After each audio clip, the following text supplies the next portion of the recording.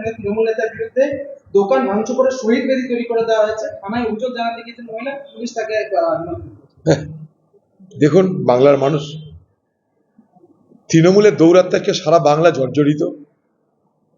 তৃণমূলের অত্যাচারে বাংলার মানুষ আজ ত্রাহি ত্রাহি রব করছে। যেভাবেই হোক তৃণমূলের উৎখাত ছাড়া এ বাংলায় এই স্বৈরাচারের হাত থেকে বাঁচার এই মুহূর্তে কোনো রাস্তা আছে বলে আমি মনে করি না। বর্ধমানে আসছেন মুখ্যমন্ত্রী, তার আগে ভাঙা রাস্তায় তাপ্পি মারা হচ্ছে। সেটাই হয়, সবারই জন্য তাই হয়। মুখ্যমন্ত্রী গেলে কাজ হয়।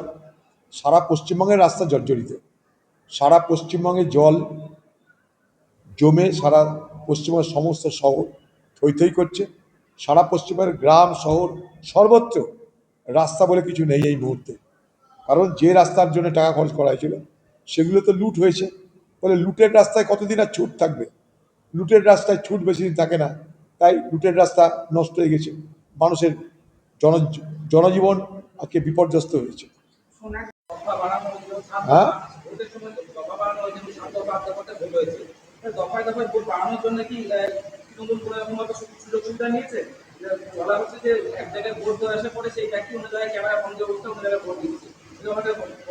দেখুন, তৃণমূল ক্ষমতা থাকতে চুরি করবে সবাই জানে, তৃণমূল ক্ষমতা থাকতে অসাধু আচরণ করবে সবাই জানে, তৃণমূল ক্ষমতায় থাকতে এখানকার প্রশাসন, এখানকার তৃণমূলের হারমাত বাহিনী মিলেমিশে ভোট লুট করবার চেষ্টা করবে সবাই জানে।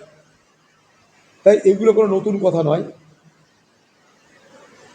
প্রশ্ন হলো এইটাই যে এই তৃণমূলকে রুখতে হবে মানুষকে।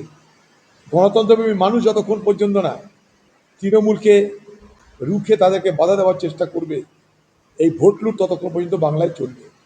সে যে যতই আসুক, এই বাংলায় ভোট লুট ঠেকানো সহজ কথা নয় বলে আমি মনে করি। কারণ ভোট লুটের নানা ফন্দি ফিকির আছে।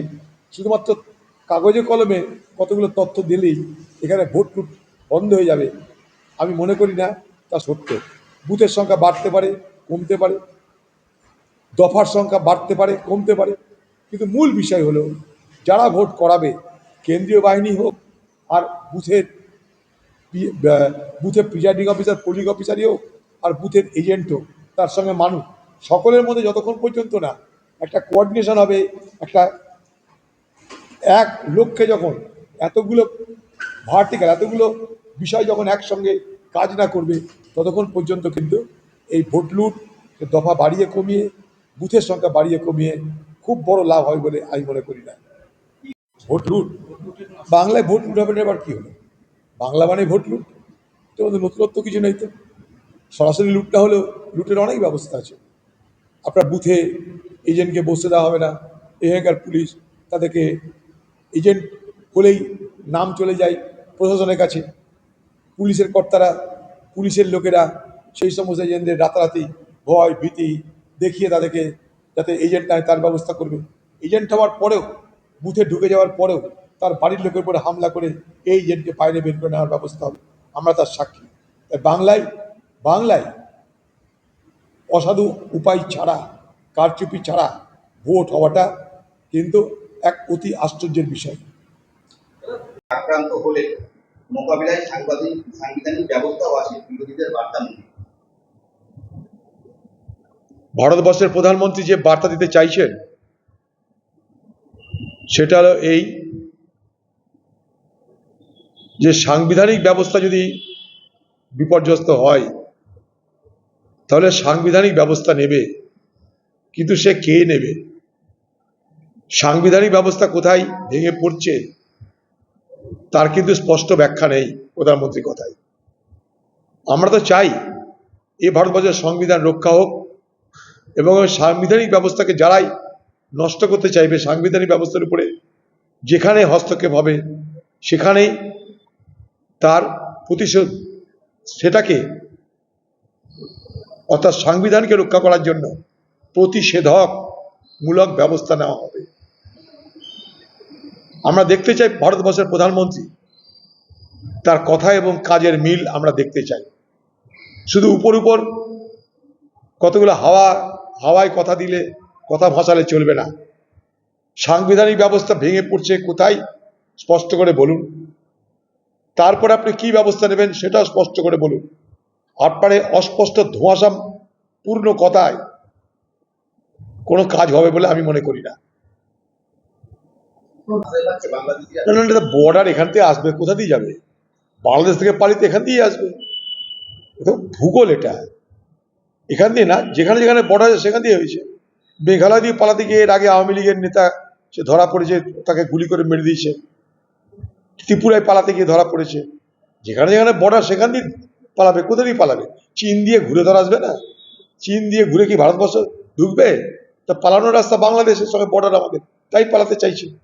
দাদা সোনারপুরে হত্যাকাণ্ডে এই যে চার্জশিট দেওয়া হলো, এই 58 দিনের মধ্যে চার্জশিট পেয়েছে। হ্যাঁ, পশ্চিমবঙ্গের পুলিশ হঠাৎ করে তৎপরতা দেখালো কসবার ধর্ষণ কাণ্ডে।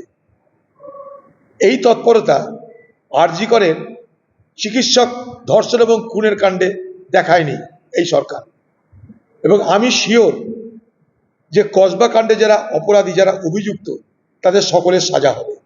এই জন্যে সাজা হবে কারণ বাংলার মুখ্যমন্ত্রী বাংলার মানুষের কাছে তৃণমূলের ভাবমূর্তি রক্ষা করতে এদেরকে কিন্তু সাজা দেবেই দেবে। আপনি লিখে নেন, এই 4 অভিযুক্তের সাজা হতেই হবে। তাই পুলিশের এত তৎপরতা, কারণ বাংলার তৃণমূল পার্টি তারা যে ধর্ষকদের দলে রূপান্তরিত হচ্ছে, তাদের দলের লোকেরা যে ধর্ষণ করছে অবলীলাক্রমে, তা বাংলার মানুষের কাছে তৃণমূল সম্পর্কে বিরূপ প্রতিক্রিয়া তৈরি করছে। সেখান থেকে বাঁচতে, মুখ লুকাতে, লজ্জা ঢাকতে বাংলার মুখ্যমন্ত্রী মমতা ব্যানার্জির নির্দেশে এই চার্জশিট পেশের তৎপরতা, এবং দেখবেন সাজারও তৎপরতা হবে। সাজা এদের হবেই হবে, কিন্তু আরজি করে সাজা হবে না, আরজি করে তদন্ত হবে না, আরজি কর কাণ্ডকে ধামাচাপা দেওয়ার চেষ্টা হবে। এটাই তৃণমূলের দ্বিচারিতা। শনিবারে স্বরূপনগরে মার্কিনপুর সীমান্ত দিয়ে বেআইনিভাবে ভারতে অনুপ্রবেশের সময় বিএসএফ এর হাতে ধরা পড়েন বাংলাদেশের এক উচ্চপদস্থ সরকারি কর্তা। পরে জানা যায় তিনি প্রাক্তন প্রধানমন্ত্রী শেখ হাসিনার আমলে বাংলাদেশ সরকারের সেনা সচিব ছিলেন। পালাচ্ছে ভয়ে। বাংলাদেশে বহু আওয়ামী লীগের নেতা, মন্ত্রী, শান্তি তারা সব পালাচ্ছে না। কারণ বাংলাদেশে শেখ হাসিনা সরকার পতনের পর যেমন হিন্দুদের উপরে অত্যাচার হয়েছে, তেমনি একইভাবে আরও বেশি করে আওয়ামী লীগের নেতা কর্মীদের উপরে অত্যাচার অব্যাহত। তাদেরকে মেরে দেওয়া হয়েছে, জেলে ঢোকানো হয়েছে, পালাতে গিয়ে তারা মারা পড়েছে, ধরা পড়ে। যাকে ধরেছে বিএসএফ, যদি ভারতবর্ষে এসে যায় হয়তো বেঁচে যাবে, বাংলাদেশে তুলে দিলে সে তাকে মৃত্যুর মুখে ফেলে দেওয়া হয় বলে আমি মনে করি। বাংলাদেশে 28 আগস্ট তৃণমূলের হ্যাঁ, তার জন্য বিশ্ববিদ্যালয়ের মধ্যে পরীক্ষার্থী পরিবর্তন করা এ চরম অন্যায়, এটা হতে পারে না। একবারে স্বৈরাচারী চরমতম নিদর্শন এগুলো। তৃণমূলের ছাত্র সংগঠনের প্রতিষ্ঠা দিবস, এটা কোনো মূল্যবান দিন নয়। পার্টির লোকের কাছে হতে পারে, কিন্তু যেখানে ছাত্রছাত্রীদের পরীক্ষার প্রশ্ন, সেই জায়গাটায় একটা ছাত্র পরিষদ তৃণমূলের প্রতিষ্ঠা দিবসকে কেন্দ্র করে পরীক্ষা বন্ধ হওয়াটা একেবারে স্বৈরাচারী মানসিকতার কুৎসিত প্রদর্শন বলে আমি মনে করি। বাংলাদেশি অবৈধ বাংলাদেশিদের বাংলাদেশে অনুপ্রবেশকে উদ্ধার করেছে ভারত। বাংলাদেশ সরকার তাদের ফিরিয়েও নিয়েছে। এইভাবে বিপুল পরিমাণ বাংলাদেশি কিভাবে ভারতে এলো? 4 লক্ষ যায় নাই খবর, সে সরকার বলতে পারবে কত লক্ষ। কিন্তু সরকার তো পার্লামেন্টে এসব বলছেন এত লক্ষ চলে যায়, পাঠিয়ে দিচ্ছি। কোথা দিয়ে পাঠালো 4 লক্ষ লোককে? এই সংখ্যা বিরোধী দলনেতা বলছে, হ্যাঁ, বিরোধী দলনেতা এই সংখ্যা দিচ্ছে। বলতে পারবো না, আমার মনে হয় এসব সংখ্যার খুব একটা তথ্যমূলক কিছু আছে, জানা নেই।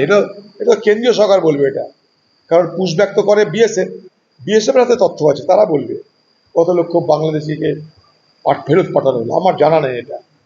করার জন্য হামলা করা হয়েছে, পিটিয়ে খুন করা হয়েছে, পরে জ্বালিয়ে দেওয়া হয়েছে।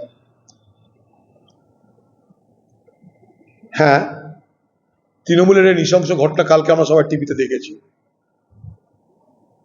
এটাই তৃণমূলের নৃশংসতা। আমরা তীব্র প্রতিবাদ করছি, দোষীদের শাস্তি চাইছি। পশ্চিমবঙ্গের প্রশাসনকে কৃতদাস করে রেখে বাংলা জুড়ে আজ যে তাণ্ডব চলছে তৃণমূলের, আমরা তার বিরুদ্ধে নিন্দা জানাচ্ছি এবং ঘৃণা প্রকাশ